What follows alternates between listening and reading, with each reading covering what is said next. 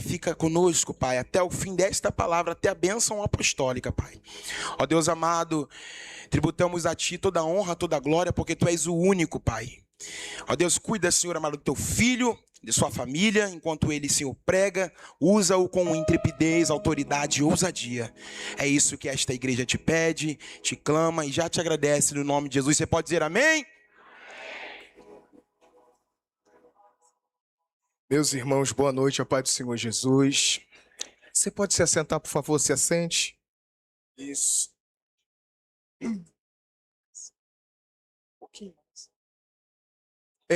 Vamos ler um texto da Bíblia Sagrada, gente? Enquanto você procura segundo livro do profeta Samuel, segundo livro do profeta Samuel, capítulo 9, segundo livro do profeta Samuel, capítulo 9, eu quero louvar a Deus pela vida do Diego, dos irmãos. Obrigado, tá, amigo? Obrigado pelo convite. Pastor, pastora, obrigado, tá? Deus abençoe vocês. Prazer estar conhecendo a todos os obreiros. No nome do pastor e da pastora, eu saúdo a todos os obreiros dessa casa. Para quem não me conhece, eu sou o pastor Evandro Carvalho. Eu sei que a cor não ajuda, mas eu sou gaúcho, eu não sou daqui. Faz 2 anos e alguns meses que nós chegamos aqui, eu e minha casa, minha esposa, pastora Lauren. A Lauren é uma grande pregadora do Evangelho, foi modelo durante muito tempo e hoje ela tem um projeto chamado Transformando Radar Sinster. Desse projeto está saindo um livro e o livro vai ser lançado em outubro em Milão, na Itália, né? Vai ser forte demais, né? Glória a Deus. Eu acabei de voltar, lancei o meu livro, não consegui trazer hoje. E Lauren está indo para lançar um agora no mês de outubro. Comigo também eu tenho a satisfação e a alegria de trazer aqui para cultuar conosco minha mãe do coração, desde que cheguei no Rio de Janeiro a primeira vez, lá em 2008, quando eu dava aula lá em Niterói. Eu ainda não conhecia o estado do Rio de Janeiro, vim pela primeira vez aqui. A Simone, ela me adotou como filho, ela cuida de mim, se preocupa comigo. Tem um momento do ministério que os parentes se tornam desconhecidos. E os desconhecidos se tornam família. Já notou? Só a gente que caminha com Deus sabe disso. E a Simone foi uma desconhecida que hoje já deixou de ser desconhecida há muito tempo. É família, é mãe. As minhas filhas chamam ela de vó, né? É um prazer te ter aqui, tá, mamãe? Deus te abençoe. E eu tenho também meu filho na fé, o Arian. É um filhão na fé que a gente ganhou para Jesus, está aí firme com Jesus. Daqui a pouco vai estar pregando com graça aí. Segundo Samuel, capítulo 9, você encontrou, diga amém. Minha maneira de falar é um pouco diferente. Eu tenho autismo grau leve, sou historiador bíblico, minha escola de pregação é a gaúcha. Eu espero de verdade que eu encontre caminho no seu coração a palavra de Deus. Segundo Samuel, capítulo 9, verso 1, o texto diz assim: E disse Davi, se você quiser ficar de pé, ok. E disse Davi: ainda há alguém que ficasse da casa de Saul para que eu lhe faça bem por amor a Jonatas? Havia um servo na casa de Saul, cujo nome era Ziba, e o chamaram no que viesse a Davi. E disse-lhe o rei: és tu, Ziba? Ele disse: servo teu. E disse-lhe o rei: não há alguém da casa de Saul para que eu use com ele de beneficência de Deus? Então disse Ziba ao rei: há um filho de Jonatas aleijado de ambos os pés. Disse-lhe o rei: onde está? E disse-lhe Ziba ao rei: está em casa de Maqui, filho de Amiel, em Lodebar. E você diz amém. Pode tomar teu assento, por favor.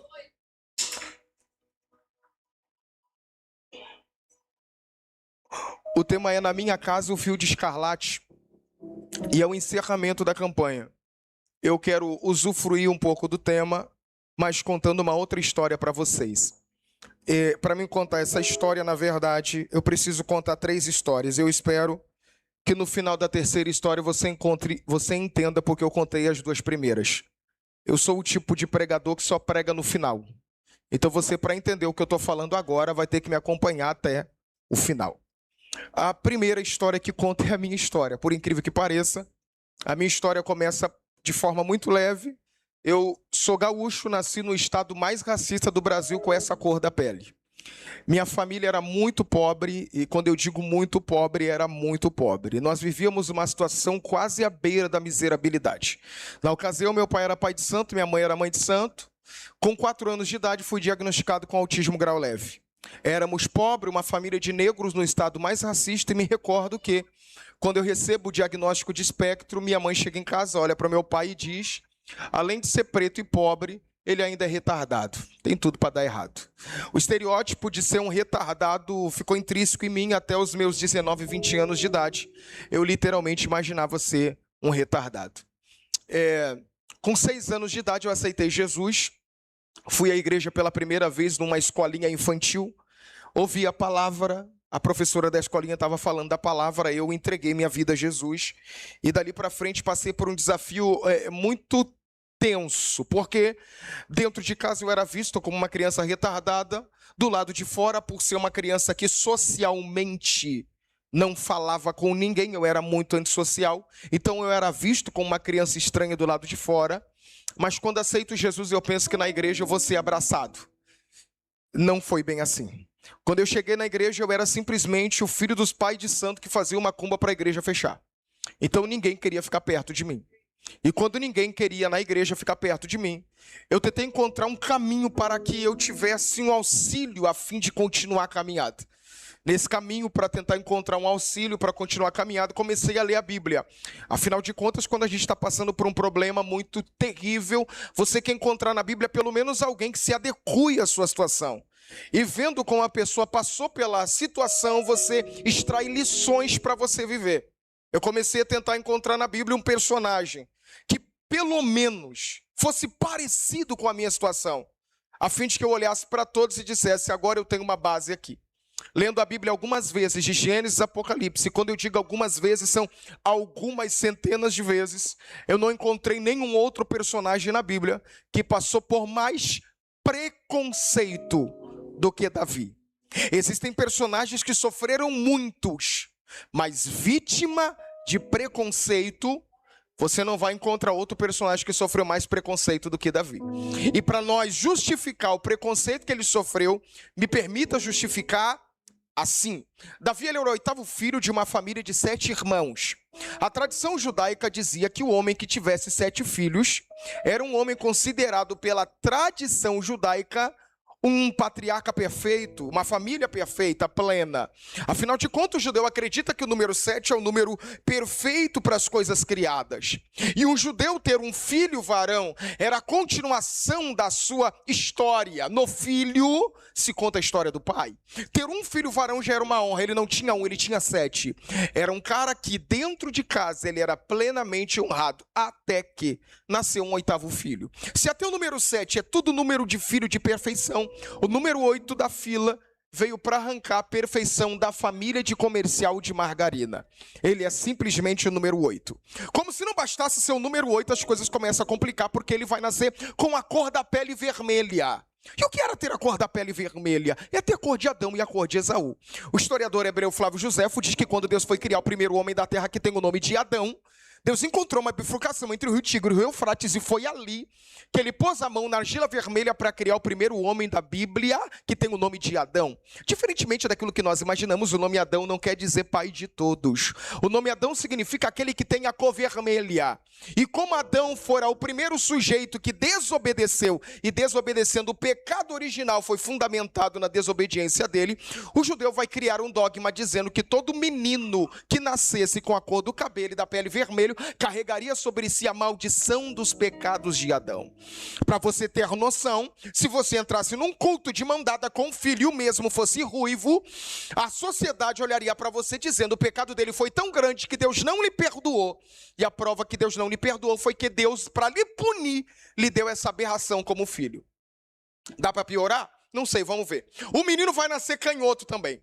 O que era ser canhoto, gente? Ser canhoto era jamais poder vestir a sandália da dinastia do seu país. Ele jamais poderia ser soldado de guerra. Afinal de contas, desde Deuteronômio, a ideia é que um rei, quando fosse convocar o seu exército, privilegiaria os homens destros. Pela maneira que manuseavam a espada, eles jamais dariam oportunidade a um canhoto, e vou lhe explicar por quê. O judeu acredita piamente que Deus não fala a palavra esquerda. Ele acredita que Deus fala direita, mas acredita que Deus não fala esquerda. Lembre-se do Salmo, 1000 cairão ao teu lado, 10.000 à tua direita. Deus fala direita, mas não fala esquerda. E eu nem estou falando de política, só estou falando de Bíblia. Dito isso, se ele é canhoto, ele jamais vai poder ser soldado. Então o menino nasce, primeiro, para arrancar a perfeição de uma família. Segundo, com uma anomalia genética, para ser para a sociedade uma aberração. Terceiro, jamais vai poder vestir a dinastia do seu país, para lutar pela sua própria nação.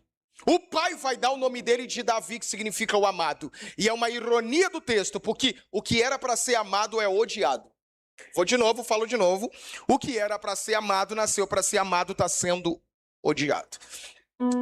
Dentro de casa ele tem um problema muito sério, porque tem um irmão mais velho que não ama, um pai que não deseja o nascimento dele. Então o pai, para se livrar dele, eu vou repetir isso aqui ratificando, para se livrar dele, e vou falar mais uma vez isso é questão pedagógica, para fixar na sua mente, para se livrar dele, vai dar um rebanho de ovelha para ele tomar conta, na Banda do Norte.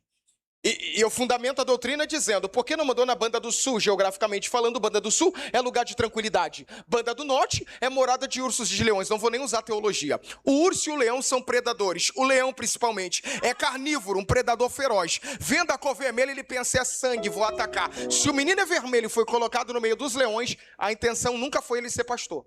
Meu Deus! Quando o pai coloca ele lá, coloca dizendo, se um leão matar ele, pelo menos o sangue dele não escorre das minhas mãos. O leão vai fazer o trabalho sujo da família. Alguém pega? Ok. Eu estou tentando fundamentar para vocês que o menino nasceu debaixo de preconceito, cresceu debaixo de preconceito e agora ele tem membros da família que colocam ele num campo minado no meio de leões para dizer que morra de uma vez. Quem olha para esse garoto diz assim, tem tudo para ser depressivo, agitado, magoado, áspero, ácido. Até que um dia Deus resolve levantar um profeta para ir na casa dele para ungí-lo a futuro rei. Aí eu penso que ele pensa, fui redundante, mas vou usar do mesmo termo. Eu penso que ele pensa, agora que Samuel chegou, vão me respeitar. Será? Vamos continuar o texto. Porque Samuel chega, derrama unção na cabeça dele, e depois de derramar unção na cabeça dele, ele é futuro? Ele é futuro? Uau, ele é futuro rei, então ele merece respeito. É assim que acontece? Não, desculpa. Quando Samuel vai embora, o pai dele diz, volta para o campo, porque nada mudou.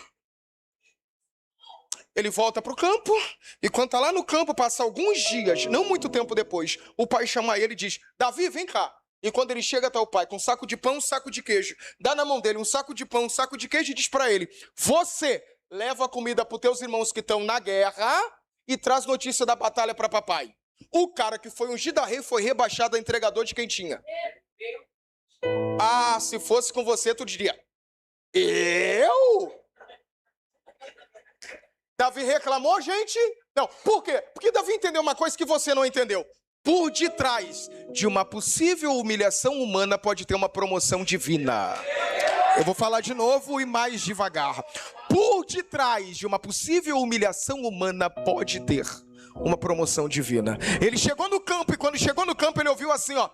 Tem algum homem aí para lutar comigo? Ele olha para o exército de Israel, eles estavam até arrumando seu elmo, seu capacete, seu escudo, e quando eles ouvem tem algum homem, todo mundo dá um passo para trás, e alguns tremendo gritam, tu vai? Vou não. Aliás, eu acho que não vale a pena o que o rei está oferecendo. A primeira fala desse garoto na Bíblia é essa.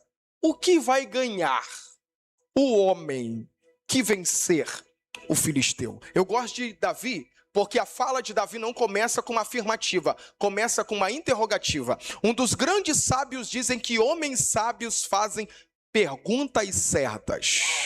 Pergunta dele foi, o que vai ganhar o homem que vencer o filisteu?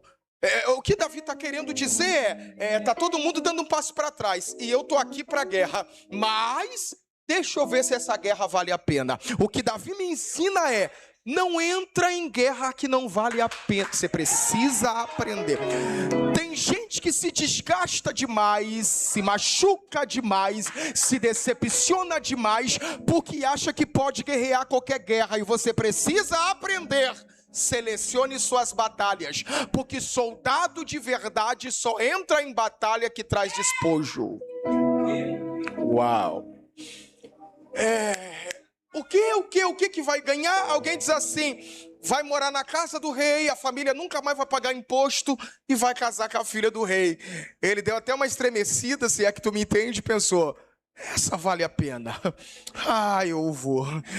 Agora eu penso que vão respeitar ele. Afinal de contas, quando o gigante perguntou, tem alguém? Todo mundo deu um passo para trás. E ele se dispõe aí, então agora vão aplaudir. Será? O irmão dele, quem? O irmão. Porque geralmente as palavras de maior desmotivação não vêm de um desconhecido. Geralmente vem de gente do sangue. Eu não sei se você já passou por isso, mas tem horas que tudo que você queria era um abraço. Afinal de contas, veio da tua prole reprodutora, é sangue do teu sangue, é carne, tá debaixo do mesmo teto. Mas de repente você dá para a pessoa que deveria te apoiar, é que você recebe as palavras mais ásperas, mais ácidas e mais espinhosas. O irmão dele dá uma olhada para ele e diz assim: o que você está fazendo aqui? Aonde foi que tu deixou as poucas ovelhas de teu pai? Colocando em primeiro lugar em xeque a posição de Davi. Quando ele diz, onde foi que tu deixou as poucas ovelhas de teu pai? Ele está dizendo, esse lugar é para soldado, e soldado tu não é, tu é pastor. Te põe no teu lugar. Deixa eu te falar uma coisa, amigo. Quando Deus começar a te projetar, vai ter muita gente querendo colocar dúvida se você merece ou não estar no lugar que Deus está te colocando. E é nessa hora que você precisa ter muita personalidade. Porque quando o Eliabe dá uma olhada para ele e diz, onde foi que tu deixou as poucas ovelhas do teu pai? E ele continua, veio aqui a fim de mostrar-te. Ele está dizendo, você está aqui querendo aparecer para quem? Davi responde, não, por quê? Porque quem sabe que quem mandou lá não é qualquer um, não precisa bater boca com Eliabe. Então Davi fica quieto. Afinal de contas, deixa eu te dizer uma coisa. Se Davi responde, é uma tapa sem luva na mão no rosto de Eliabe. Quem mandou Davi lá?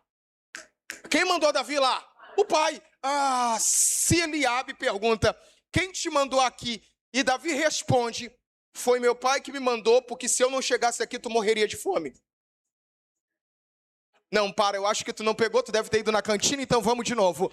Tem horas que você está se levantando contra alguém que Deus enviou para matar a tua fome. Ok. Ele não fala nada. Enquanto ele não fala nada, alguém chega lá em Saul e diz assim, Saul, tem um cara aí que diz que luta com o gigante. Imagina o rei que já fez a proposta, tá fugindo da batalha, ouviu falar que tem um cara, ele diz, manda esse soldado entrar, quero conhecê-lo. Agora Davi pensa, agora sim o rei vai me legitimar. Será? O rei dá uma olhadinha para ele quando ele entra e diz assim, vocês estão de brincadeira comigo? Com essa canela fina aí?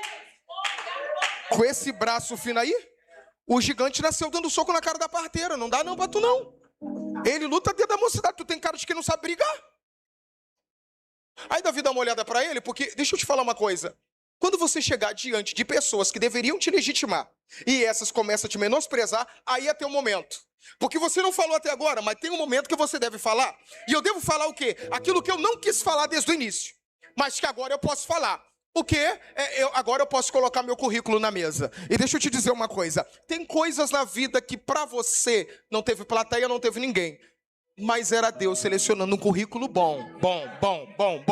Porque quando Saul diz, com essa canela fina e com esse braço fino, ele diz, eu nem queria falar, mas já que tu falou, deixa eu te contar uma história. Eu estava tomando conta das ovelhas de meu pai, de repente ouvi um gemido. Quando eu olhei para o lado, acredita que era um leão, e ele estava com a ovelha dentro da boca dele. Com essa canela fina que tu tá vendo, eu corri atrás do leão e busquei. Com essa mãozinha fina, eu arrebentei o maxilar do leão, arranquei a ovelha lá de dentro e rasguei o leão de cima e embaixo. Calma que não terminou. Outro dia eu estava deitado, pensei até quando acordei, eu não deitei debaixo de palmeira? Que sombra é essa? Pensei ser uma palmeira, quando olhei para trás, era não, rei, era um urso. Ele estava pronto para dar o bote, mas por essa canela fina que tu tá vendo, eu dei um pulo. Que essa mãozinha fina que tu tá vendo, eu rasguei o urso de cima e embaixo. E deixa eu te contar outra. Na minha estante de troféu já tem juba de leão e pata de urso, mas tem lugar para cabeça de gigante. Opa! Saul deu uma olhada para ele e disse assim, contemporaneizando, você está assistindo muito Vingadores. Vocês pegaram a referência, né? Que força é essa, rapaz? Por quê? Porque quem não viu tua guerra sempre vai duvidar do teu testemunho. Aí Davi faz uma coisa que pouca gente pensa, mas como eu tenho autismo, deixa esses fios desencapados tocar um no outro, porque eu gosto de viajar nas escrituras, me permita dar uma delirada. Nessa hora, Davi tira a capa de pastor e diz assim, tá vendo esse rasca aqui do lado? Isso aqui é unha de leão. Tá vendo essa mordida aqui? Isso aqui é pata de urso. Porque quando tua história não convencer, tuas marcas falarão por você. Eu vou dizer para ver se você me alcança. As marcas da batalha são para provar que a guerra foi verdadeira. Porque quem olha para o teu rosto sorrindo não tem noção das cicatrizes que você carrega. Você carregou em silêncio, não teve plateia, não teve recompensa. Mas papai está dizendo, embora não foi recompensado, está tudo registrado. O rei dá uma olhada para ele e diz, beleza, pode ir para a guerra, mas usa minha armadura. Deixa eu te falar um negócio aqui. Saul tinha, no mínimo, 1,90 m ou 2 metros. Por quê? Justificando, primeiro livro do profeta Samuel, capítulo 9, diz que Saul, de pé, era mais alto e o ombro dele ultrapassava a cabeça dos homens mais altos de Israel. Ou seja, em Israel, ele era o mais alto. É por isso que o povo disse, nós queremos ele como rei. Mas deixa eu te dizer, para todo que acha que você é muito alto, Deus sempre tem um mais... Agora tu não pegou, mas depois tu vai pegar. Porque Saul tinha, no mínimo, quase 2 metros de altura. Davi, 1,5 m. Usa a minha armadura. Deixa eu te perguntar uma coisa. Irmão, eu não sou lá muito alto, lá essas coisas, mas imagina um cara, 2 metros, menino de 1,5 m, entregar o terno dele pro menino usar e vir aqui com uma oportunidade, vai ficar bonito? Não, vai ficar ridículo. Porque a intenção de Saul sempre te ridicularizar. Então, Davi colocou, e quando colocou a armadura, conseguia caminhar? Não, porque não dá para andar. E por que não dá para andar? Pega, eu sei que vocês são inteligentes para pegar. Saul está desviado, Davi é ungido. E a armadura de desviado nunca vai dar certo no ungido. Quando você for à batalha, vai com a arma que Deus te entregou. Afinal de contas, você não vai vencer a batalha fantasiado de Saul. Você vai vencer a batalha na tua identidade de Davi. Não dá. Então, já que não dá, eu vou como então? Aí Saul dá uma olhada para ele e diz, então, rei, eu preciso me armar. O rei diz, como é que tu te arma, garoto? Ele, rei, tem algum riacho aqui? Tem, é lá embaixo. Então me conduz lá no riacho. O rei não vai, mas manda um olheiro. E de repente Davi chega no riacho. Eu gosto disso aqui, porque Saul, para se armar, ele era alto e a armadura dele ficava pendurada. Então ele fazia assim, vai pegar o capacete, assim, o elmo, assim, a couraça, assim, sempre peito estufado e nariz em pé. Aí Davi, eu preciso me armar. Aonde? Num riacho. Quando chega lá no riacho, fica alguém de longe olhando, e Davi na beira do riacho começa a botar o pé assim, de repente ele ajoelha e põe a mão lá no fundo do riacho, e tateando, ele vai procurando pedras lisas. O que Davi está mostrando pra gente? Eu acho que você dormiu no ponto, vê se você me alcança. O que Davi está mostrando é, guerreiro de Deus não se arma com o peito estufado e nariz em pé. Guerreiro de Deus se arma com o joelho no chão, e tem hora que tem que botar a boca no pó. Eu vou dizer uma coisa para alguém aqui. Quem te viu entrar nesse culto do jeito que tu estava de arrasto, pensou, quando sair eu derrubo ele. Só que ele não contava aqui, só que se tornou teu campo de guerra. Você entrou aqui fraco, de arrasto, mas vai sair daqui armado até os dentes para a guerra de amanhã. Davi pega 5 pedras, põe no alforje 5 pedras, um cajado de pastor e uma funda. Eu gosto de pensar que Davi naquele momento falou, 5 pedras é suficiente. Um cajado e uma funda. Vamos lá. Ele vai enfrentar o maior adversário da história de Israel. 5 pedras é o suficiente. Um cajado e uma funda. Aí quando ele vai à batalha, ele pensa, agora o meu exército vai me apoiar, afinal de contas o rei me deixou ir. Será? Quando Davi vai passando, eu consigo ver os homens de Israel, um olhando para a cara do outro e dizendo, deu ruim. Bom, é melhor nem deixar o cavalo para aquele lado, já deixa para esse lado. Porque quando ele morrer, nós corre. Salve-se quem puder. Porque quando você entrar na batalha, não creia que a torcida vai estar a teu favor. E eu não sei se tu sabe, mas gol na casa do adversário é sempre mais valioso. Quando ele chegou lá, Israel estava quietinho, e os filisteus pensando, ganhamos! É nós! TMJ! Por quê? Porque quando quem está do teu lado se calar, o inimigo vai gritar. Aí eu preciso lembrar da frase de Martin Luther King. O que me incomoda não é o silêncio o grito dos maus, é o silêncio dos bons. Porque quem deveria te apoiar calou, mas a torcida do contra tá gritando. Eu tô falando que é só preconceito. Quando ele entrou na batalha, ele pensa, não, pelo menos o meu adversário vai me respeitar. Isso aqui é regra de adversário. O respeito mútuo. Sério? O gigante deu uma olhada e falou, vocês estão de palhaçada comigo. 40 dias eu tô esperando um soldado, vocês mandaram um garoto? Aí eu vou dar uma resposta pro gigante que ele não ouviu naquele dia, mas hoje você vai ouvir. O quê? O céu gritou, você tá 40 dias esperando um soldado, eu tô a vida inteira preparando um pastor. Eu vou de novo e bem devagar. Você está 40 dias esperando um soldado. Eu estou a vida inteira preparando um pastor. É por isso que ele vem sem espada. Porque pastor vai na essência, é com cajado. Você não precisa ir do jeito da fantasia que te colocaram. Você tem que ir no padrão que eu te entreguei. É no cajado e na funda. Cajado e funda. Quando ele chegou lá, o gigante deu uma olhada para ele e perdeu a guerra pela boca. Perdeu a guerra pela... É melhor, às vezes é melhor ficar quieto. Porque o gigante olhou para ele e falou, eu sou algum cão para tu vir contra mim com pau e pedra? E depois de falar isso, ele amaldiçoou Davi pelos deuses filisteus. Ele fez o quê, gente? Amaldiçoou Davi, perdeu a guerra aqui. Deixa eu te falar uma coisa, numa batalha justa ele ganharia facilmente.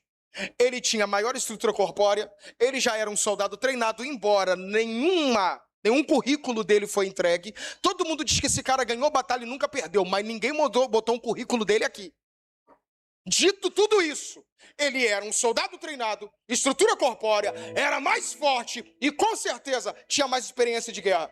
Só tem uma coisa, se fosse natural, vencia. Só que o gigante caiu na besteira de falar demais. E o que ele fez? Amaldiçoou. Quando ele amaldiçoou, perdeu a batalha. Por que ele perdeu a batalha? Porque o gigante esqueceu que Davi vem do tronco embrionário de Abraão. E Deus fez uma promessa para Abraão lá atrás, em Gênesis capítulo 15. Qual é a promessa? Serei amigo dos teus amigos.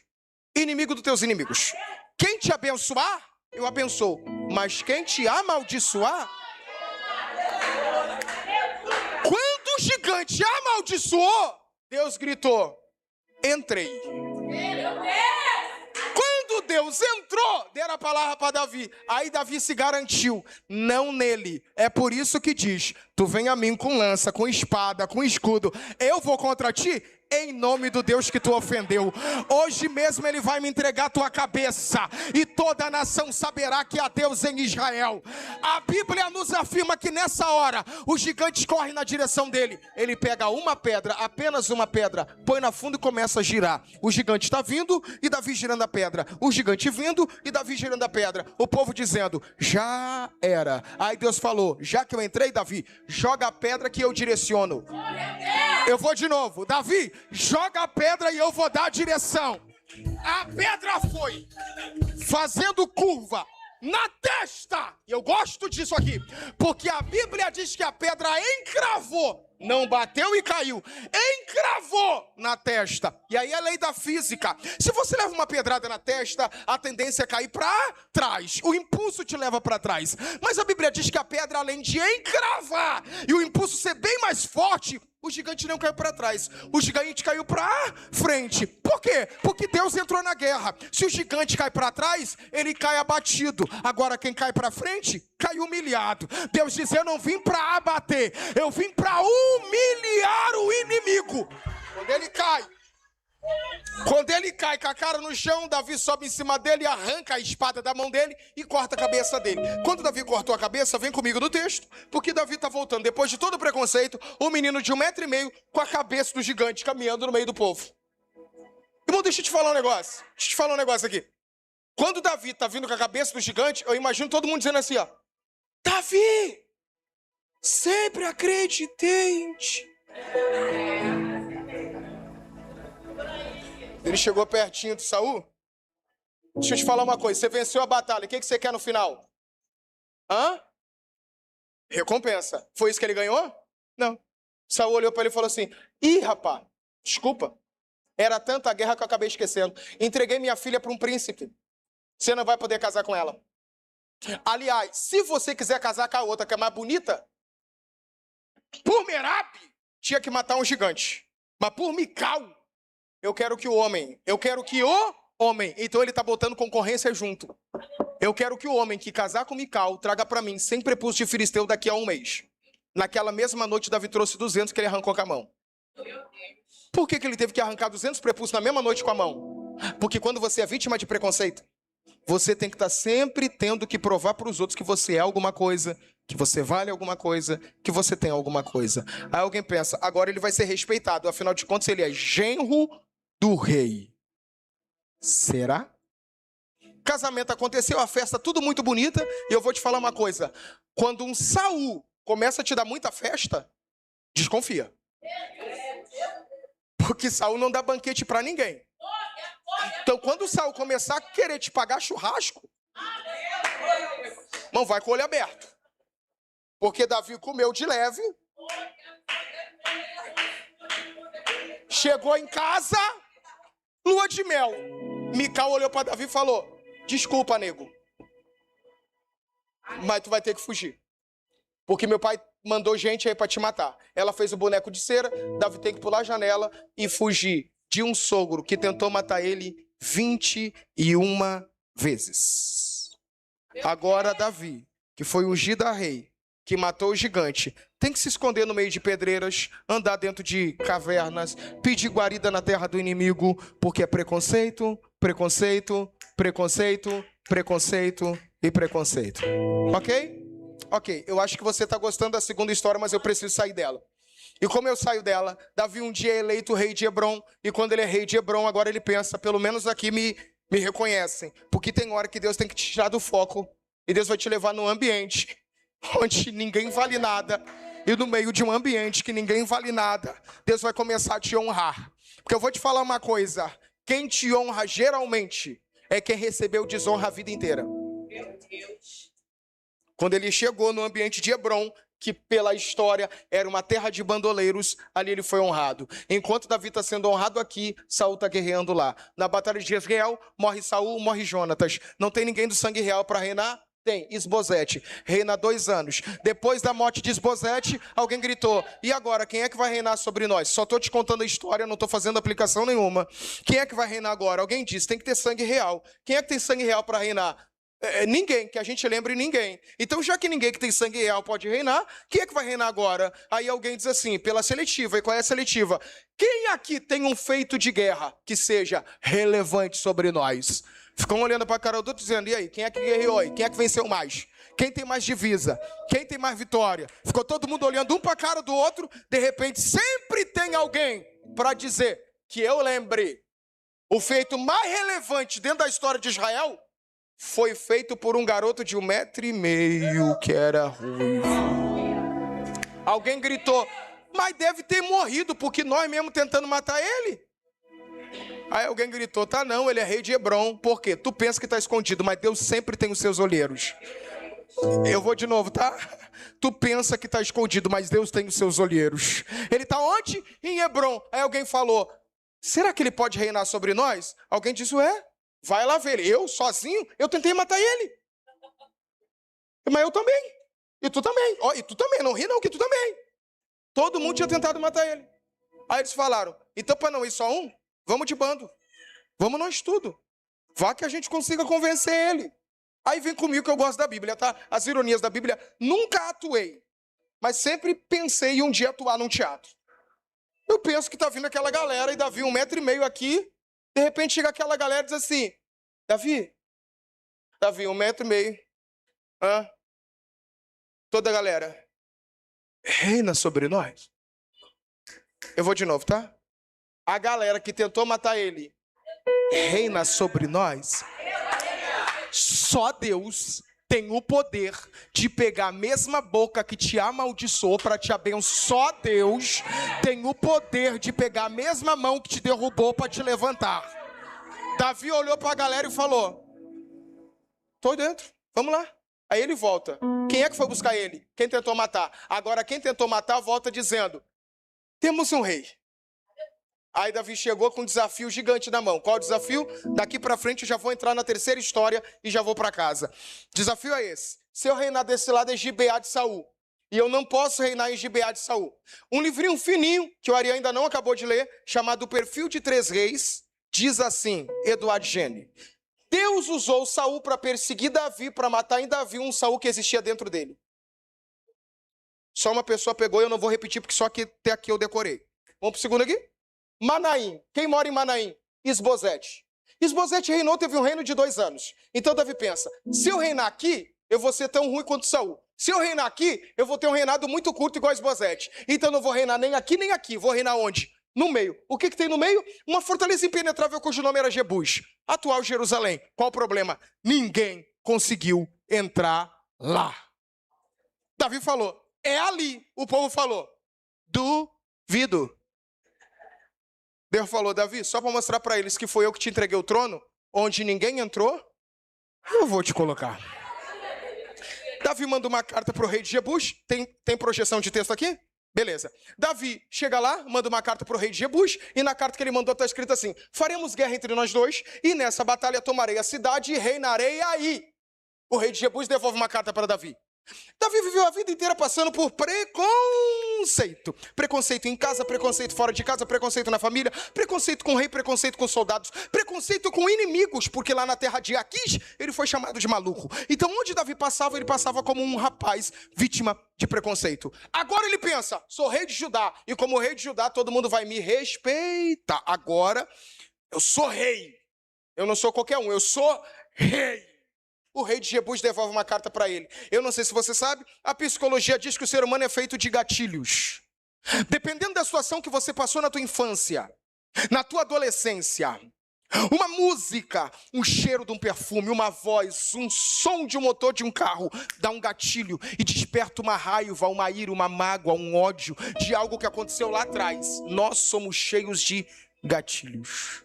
Davi passou por preconceito, mas agora ele é rei. E quando o rei, ele mandou uma carta para um outro cidadão, e a carta dele é, eu vou entrar aí e vou reinar aí. Aí o cara devolve a carta para ele. E na carta que o cara devolveu, um gatilho despertou em Davi.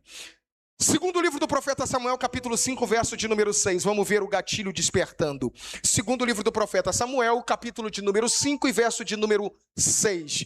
Eu confio na tua projeção, é isso aí mesmo. Olha o que está escrito. E partiu o rei com seus homens para Jerusalém contra os jebuseus que habitavam naquela terra e que falaram a Davi dizendo, não entrará aqui, a menos que lances fora os cegos e os coxos. Querendo dizer, não entrará aqui Davi. Deixa eu te falar uma coisa, o ser humano é feito de gatilhos. Quando Davi ouviu e leu isso na carta, a carta está dizendo, Davi, tu pensa que tu é rei, mas vou te falar, aqui dentro tem cegos e coxos que conseguem paralisar todo o teu exército.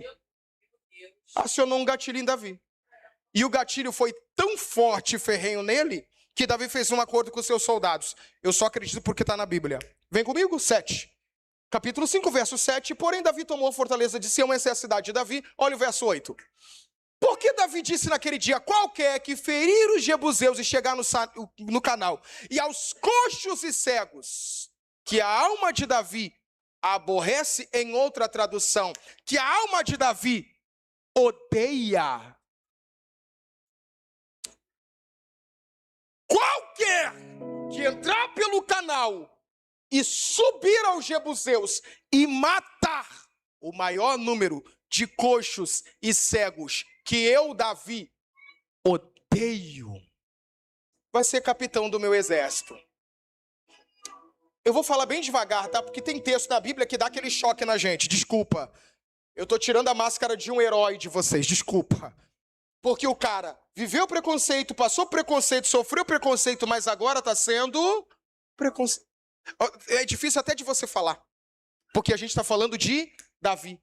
E eu vou te justificar isso. Davi não só disse que era para matar o maior número de coxo e cego. Ele pôs uma placa na entrada da casa dele. Olha o que diz. Por isso se diz, nem coxo e nem cego entrará nessa casa. Ele pôs uma placa na entrada da casa dele dizendo, da minha casa não entra nem coxo e nem cego.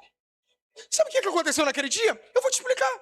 Os soldados de Davi entraram pelas terras de Jebus pelo canal. E quando eles viam, avistavam um cego. A promoção era grande, ia ser capitão. Então com a lança, eles perfuravam as entranhas dos coxos e dos cegos, que clamavam clemência a Davi, dizendo: filho de Jessé, tem compaixão de nós. Mas os soldados de Davi, sem misericórdia, penetravam com a lança as entranhas dos coxos e cegos. E dentro da história, se você pegar qualquer história de guerra, foi a maior chacina de deficientes da história. Deixa eu te falar uma coisa. Por que Davi matou todos os coxos e cegos? Pelo gatilho. Você tem que estar muito curado para uns lugares que Deus vai te colocar. Porque se você não estiver curado, você vai ferir pessoas da mesma maneira que te feriram.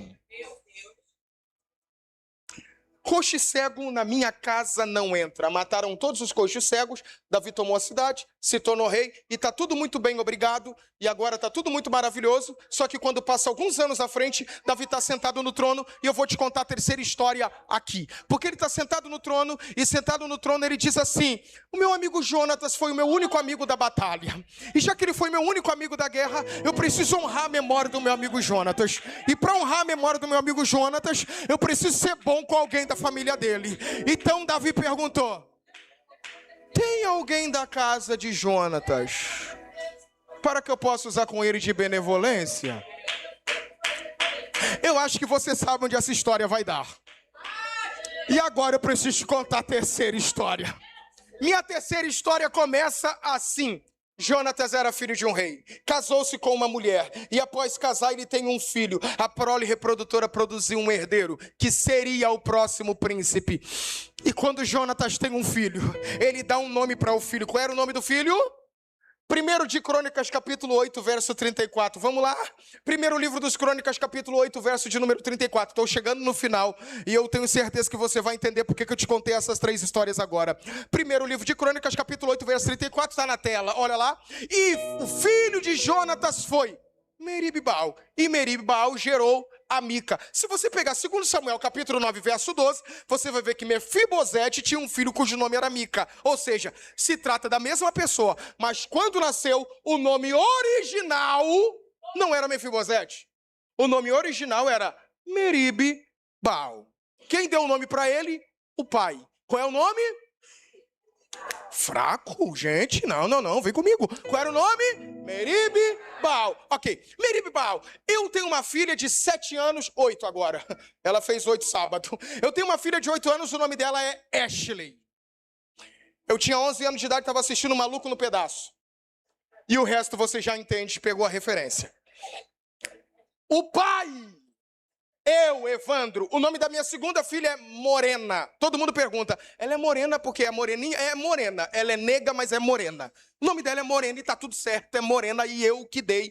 E tenho dito e amém. Dito isso, a gente dá nome pro filho pela pronúncia, porque você acha bonito, porque às vezes não é nome, é uma afronta. Mas a gente vai dando nome pros filhos assim. Judeu não. Judeu, quando dava nome para o filho, pensava em 3 aspectos. Ou uma promessa antiga do passado, ou relacionado a algo que vai acontecer no futuro, ou relacionado a algo que está acontecendo. Quando Jonatas dá o nome para o filho de Merib-Baal, ele está dando uma projeção profética futura. O nome Merib-Baal é 2 nomes. O significado desse nome tem 3 aspectos. Primeiro significado é um homem que vai destruir Baal. Segundo significado, herói contra Baal. Terceiro significado, eu amo, é aceito por Deus. Vamos tirar os 2 primeiros e vamos ficar com aceito por Deus. Quando Jonatas viu o menino nascer, ele olhou para o garoto e falou: esse menino é aceito por Deus. O menino nasce e cresce como aceito por Deus. É amado e abraçado como aceito por Deus. É honrado e reverenciado como aceito por Deus. 1 ano, 2 anos, 3 anos, 4 anos, 5 anos foram suficientes para essa história ser apagada. Segundo o livro do profeta Samuel, capítulo 4, verso 4. É o último texto que eu te incomodo, meu amigo, prometo. Segundo Samuel, capítulo 4, verso 4, olha o texto. Por quê? 5 anos de idade aconteceu um episódio. Que episódio foi esse? Uma batalha. E nessa batalha, tudo mudou. O texto vai dizer: Jonatas, filho de Saul, tinha um filho aleijado de ambos os pés. era da idade de 5 anos quando as novas de Saul e Jonatas vieram a Jezreel. A sua ama o tomou e fugiu. E sucedeu que, apressando-se ela a fugir, ele caiu e ficou coxo. Eu pergunto, você me responde, quem correu foi ele? Não, foi ela. Então, a queda não foi provocada por ele. Foi provocada por... Ok, ela caiu, ele ficou aleijado, então ela mudou o nome dele. O seu nome era, quem conhece um pouco de hebraico sabe que o era ali é tornou-se. É a mesma pronúncia para a mulher de Ló, quando diz que a mulher de Ló tornou-se uma estátua de sal. Ali é tornou-se Mefibosete. Por quê? Porque quando você estava fugindo de uma possível perseguição, era normal o judeu mudar um nome. O nome dela era Radassa, mas o tio dela falou, como você é judia, não diga que o teu nome é Radassa lá. Diga para todo mundo que o teu nome é Esther, por causa da perseguição. Era comum e normal judeu mudar nome fugindo da perseguição. E por que ele está fugindo da perseguição? Porque morreu o vô dele, que era o rei Saul. Morreu o pai dele, que era o príncipe Jonatas. Quem é o próximo a sentar no trono? Ele. Então a ama sabia que quando o exército matava um rei e um príncipe, ela tinha que matar todo mundo que tinha sangue real. Ela sabe que tem alguém com a espada afiada e com sangue nos olhos, prontinho para inaugurar a espada no pescoço de Meribe-Baal. Então ela diz, a partir de hoje não te chamarás mais Meribe-Baal, mas responderás quando te chamarem de Mefibosete. Mefibosete, junção de dois nomes. Mefi e Bosete, hebraico. Mefi, estado. Bosete, vergonha. O menino que era aceito por Deus por uma queda que não é dele, está no estado de vergonha. A ama precisa escondê-lo. E para escondê-lo da perseguição, ela diz, eu preciso de um lugar muito, muito, muito distante. Alguém lembra? Lodebar, uma aldeia onde ficavam só pessoas que ninguém procurava. Cidadãos refugiados, pessoas que eram deficientes, leprosos, era uma espécie de leprosário social. Ninguém entrava lá em Lodebar. Lodebar dentro do hebraico é a junção de duas palavras. Lo no hebraico é não. Debar tem 3 significados. Pasto, comida ou palavra. Vamos tirar pasto e comida e vamos ficar com palavra. Lodebar significa não tem palavra ou terra de silêncio. O menino era aceito por Deus, mas por uma queda que não é dele, está no estado de vergonha e numa terra de silêncio. Dá para piorar? Não sei, vamos ver. Porque quem recebe ele em Lodebar é um cidadão cujo nome é Maquir. Maquir tem 3 significados no nome. Comprado, vendido ou condenado. Vamos tirar o comprado e vendido e vamos ficar com o condenado. Era aceito por Deus, por uma queda que não é dele, está no estado de vergonha, numa terra de silêncio e na casa de um condenado. Dá para piorar? Não sei, vamos ver. Porque quando o rei pergunta, alguém da casa de Jonatas para que eu possa usar de beneficência? Alguém disse, tem que falar com Ziba. Quem era Ziba? O detentor das terras de Saul. O homem que guardava os campos de Saul. O nome Ziba tem 2 significados. Estátua ou barreira. Vamos tirar barreira e vamos tirar a estátua e vamos ficar com barreira. Era aceito por Deus por uma queda que não é dele, está no estado de vergonha, numa terra de silêncio, na casa de um condenado e tem uma barreira entre ele e o rei. Dá para piorar? Não sei, vamos ver. O rei que está sentado no trono botou uma placa na entrada da casa dele dizendo, na minha casa, coxo não entra. Era aceito por Deus por uma queda que não é dele, está no estado de vergonha, numa terra de silêncio. Na casa do condenado tem uma barreira entre ele e o rei, e um decreto desse rei contra ele dizendo, na minha casa não entra. Ou seja, o que eu estou dizendo para você é que ele não tinha nenhuma alternativa para dar certo, a não ser o fio de escarlate. Eu falei que eu ia voltar no texto no final, e eu só prego no final. Dito isso, por que eu só prego no final? Porque esse Jonatas, que era pai dele, um dia, no capítulo de número 23, do primeiro livro do profeta Samuel, faz uma aliança com Davi. E a aliança de Jonatas com Davi é a seguinte, Davi, eu sei que quando meu pai morrer, tu vai ser o número 1, e eu aceito ser número 2. Eu vou de novo, Davi, quando meu pai morrer, eu sei que tu vai ser número 1, e eu aceito ser número 2. Tem que ter muita personalidade para entender que tu é príncipe, mas o cara que está na tua frente vai ser rei no teu lugar. Dito isso, Jonatas disse, quando tu for rei e reinar, prometa uma coisa para mim. O quê? Que tu não vai matar ninguém do meu sangue? Davi falou, prometo. Ele disse, não. Promessa com aliança. Davi diz, vamos fazer uma aliança. Como é que era a aliança? Eles pegavam a espada, cortavam a palmatória da mão de ambos e apertavam a mão cruzando o sangue. Quando o sangue está cruzado, a aliança é a seguinte, se você não cumprir a promessa, que tu seja transpassado por uma espada. Uau! Era aceito por Deus por uma queda que não é dele, está num estado de vergonha, na terra de silêncio, na casa de um condenado, tem uma barreira e um decreto do rei contra ele. Mas antes de tudo isso, vamos apagar com o apagador, porque tem uma aliança de sangue. E a aliança de sangue está dizendo, não importa como ele vai estar, não importa o estado social, não importa quanto dinheiro ele tem, não importa quão sujo ou quão limpo ele está, o meu sangue garante um lugar para ele lá. Eu vou ver se você me alcançou agora. Porque a história de Mefibosete não tinha nenhuma alternativa de dar certo, a não ser uma aliança de sangue, que foi feito muito antes de ele nascer. E eu gosto de imaginar que a história de Mefibosete, eu fechei a Bíblia, é a minha história, é a tua história.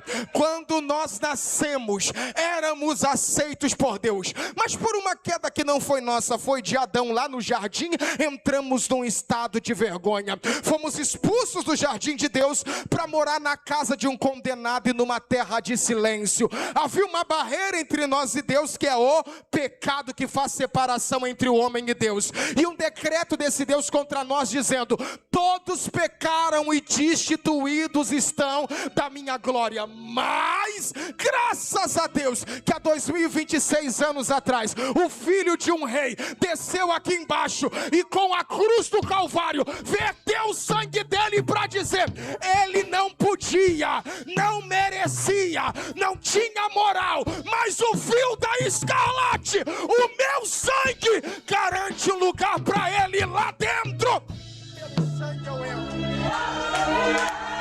Pelo sangue eu tenho moral. Não é porque tu é bom, não é porque tua voz é boa, não é porque tua mãe ora, e nem porque tua tia dá oração, é porque o sangue dele verteu, e o sangue dele me garante, o sangue dele é passaporte, o sangue dele é moeda de troca, o sangue dele é justificação. Não importa o quão caído tu estava, se o sangue dele te alcançar, você entra, você tem, você pode, vocês... Oh, glória! Tudo é pelo sangue. Eu finalizo aqui. Como? Tem alguém da casa de Saul? Tem, só tem um problema. Ele é aleijado. Ele é aleijado. Manda buscar ele. Por que o rei não titubeia? Por causa da aliança. Então o rei diz, manda buscar. Aí manda uma carruagem. Aonde? Lá em Lodebar. E quando chega a carruagem em Lodebar, Mefibosete entra na carruagem. Alguém diz, o rei te chama. Imagina um coxo desprezado há muitos anos. De repente o rei mandou chamar. Pensamento dele, eu vou morrer. Quando ele entra na presença do rei, o rei olha para ele e diz, Mefibosete. Ele, de cabeça baixa, eis-me aqui, teu servo. Quando Davi vai falar, ele diz, quem sou eu para chegar na tua presença? Eu sou um cão morto que merecia a morte. Enquanto ele está falando das suas lamúrias, Davi grita, hoje tu vai sentar na minha mesa. Eu vou falar de novo. Por que o rei para a história triste? Porque o rei está dizendo, eu não te chamei para ouvir tua história triste. Eu não te chamei para ouvir as tuas quedas. Eu não te chamei para ouvir os teus defeitos. O sangue já te garantiu. Eu vou de novo. O sangue já te garantiu. Então essa história de vir aqui dizendo, ai, olha quem eu era. Ai, olha o que eu fiz. Jesus está dizendo, hoje tem um lugar na mesa para... Hoje... tem um lugar na mesa para você. Se garante um lugar na mesa. Vai sentar na minha mesa. Aí vem comigo para finalizar em grande estilo. Eu imagino e só penso o rei dizendo, vai lá para aquele ambiente que eu já estou indo, Mefibosete. Alguém vem trazendo o coxo. Sabe que mesa era essa? A mesa que sentava o rei. A mesa que sentava o profetão da época, Natã, amigão de Davi. A mesa que sentava o sacerdote master da época, Zadok. A mesa que sentava o capitão de Davi, cheio de divisa, Joabe. A mesa que sentava o Miss Universo da época, Absalão, o garoto mais bonito no reino. E no meio de tanta gente, elegante, importante, exuberante, está entrando um aleijado. Eu penso que alguém que está na mesa pergunta, quem deixou esse aleijado entrar? Atrás do aleijado vem o rei dizendo, aleijado não, aqui ele é meu filho. Aqui ele é meu filho. Porque o diabo te chama pelo teu pecado. amado, Deus te chama de filho. É meu filho. Eu profetizo isso na sua... É meu filho. Aponta o dedo para alguém e diga: você é filho. De novo, você, com mais graça, põe saúde nesse negócio. Você é filho. Estou na mesa do rei. E sentado na mesa do rei estava. Aqui aconteceram 3 coisas, 3 aplicações, e eu tomo meu assento no meu lugar. Primeira aplicação que faço é: para ele se assentar na mesa, Davi teve que quebrar um decreto. E qual decreto? A placa da entrada. Lembra que estava escrito que coxo não entrava? Vamos quebrar. Por quê? Só o fato de você entrar aqui, Deus está dizendo: eu estou quebrando sentenças que estavam contra você. Tinha gente aqui com a sentença de morte. Tinha gente aqui com a sepultura aberta. E o diabo dizendo: agora eu arranco todo o sangue que tem no teu corpo. E Deus gritou: só por você chegar aqui, eu estou quebrando essa sentença de morte. Essa placa tá... Posso liberar a palavra? Palavras de maldição estão caindo por terra. Pessoas gritaram: daquela família não sai ninguém. Naquela casa ninguém é bom, ninguém prospera. Ninguém nessa família prosperou. Ninguém se formou. Ninguém teve o 2º grau. Eu profetizo: é em você que a maldição vai quebrar. É em você. Deus vai quebrar maldições. Primeira palavra é essa. Vamos para a segunda palavra profética. Segunda palavra profética é essa: agora Davi tem um coxo sentado na mesa dele. Por que Davi tem um coxo sentado na mesa dele? Como é que eu posso falar isso sem te ferir demais? Desculpa, eu não quero nem saber se eu vou te ferir ou não. Eu tenho que te falar a verdade. E a verdade é essa: toma muito cuidado com teus preconceitos. Porque cedo ou tarde, Deus pode colocar o preconceito na tua mesa.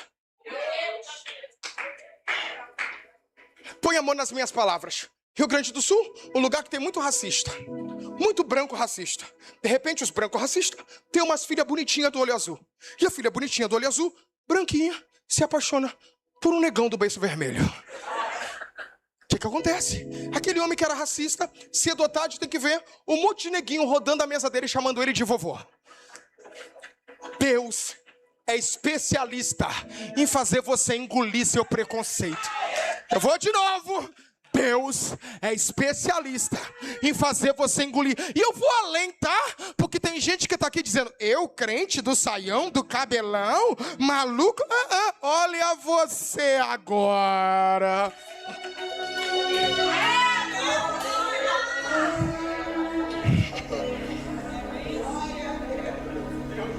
Fechei a Bíblia agora porque terceira palavra profética é essa. Uma parte da placa caiu. E qual é a parte? Agora o coxo entrou. O coxo entrou. Só tem um problema.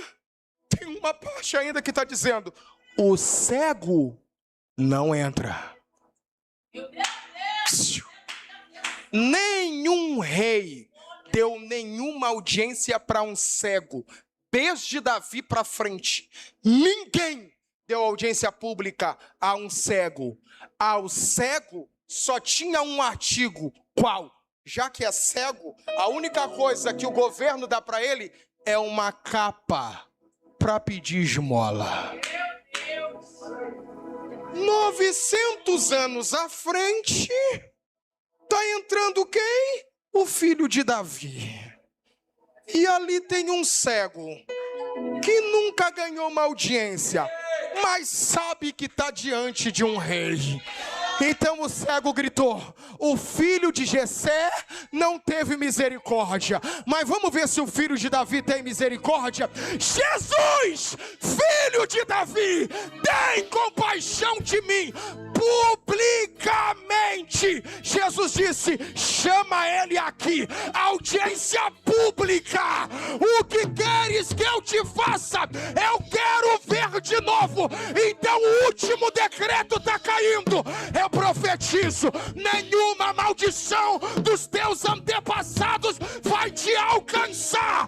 Tu não está preso na história do teu pai. Tu não está preso na história da tua mãe. Não é porque não deu certo na vida deles que não vai dar certo na tua. rua. Enquanto eu estou pregando aqui, algema está caindo, corrente está caindo, tudo está sendo quebrado essa noite. Quem pega essa palavra, levante a mão, dá teu grito de glória essa noite.